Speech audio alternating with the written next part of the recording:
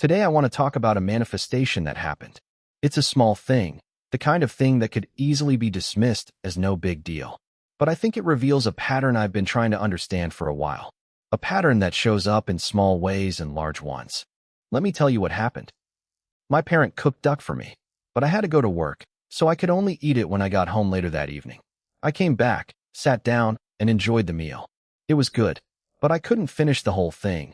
There was about half a duck left. My parent was still at work and wouldn't be back for another couple of hours.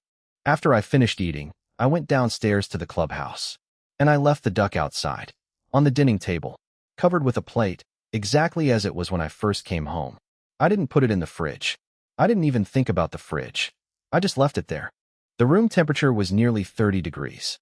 The duck sat there for 2 hours, while I went about my evening without a second thought. When my parent finally came home, they found the duck still sitting there, thought I didn't eat it. When I reflect on that moment, I remember thinking about what to do with the leftovers. My thought process was, my parent will be back later. I should leave it out so they can have some too. So I did. I left it out.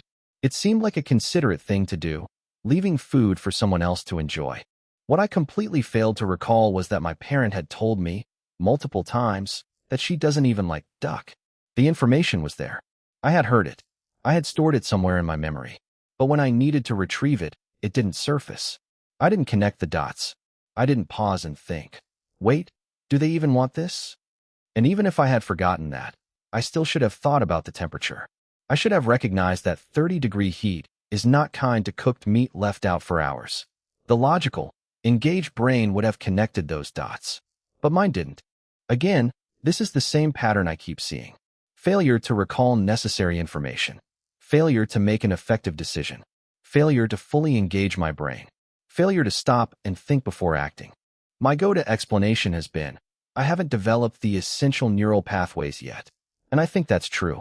But I've been saying that for a while now, and I'm starting to realize that it's not enough. It's become a bit of a crutch. A label I use to explain why I keep making the same kinds of mistakes without actually doing anything different. Understanding the reason doesn't change the outcome. Knowing why I do something doesn't automatically stop me from doing it. I've known about this pattern for some time now. I've talked about it in multiple videos. I've analyzed it, dissected it, traced it back to its roots. And yet, I still haven't come up with real, effective techniques to improve it. So this video is me recording what happened, acknowledging it, naming it, not letting it slide just because it's a small thing.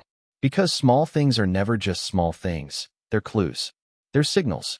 They're manifestations of deeper patterns that show up in every area of life. And then, I'm committing to finding real solutions. I'm going to spend some time thinking about what I can actually do, not just understand why it happens, but change the behavior. Because understanding without action is just intellectual entertainment. It doesn't move the needle. It doesn't change the outcome.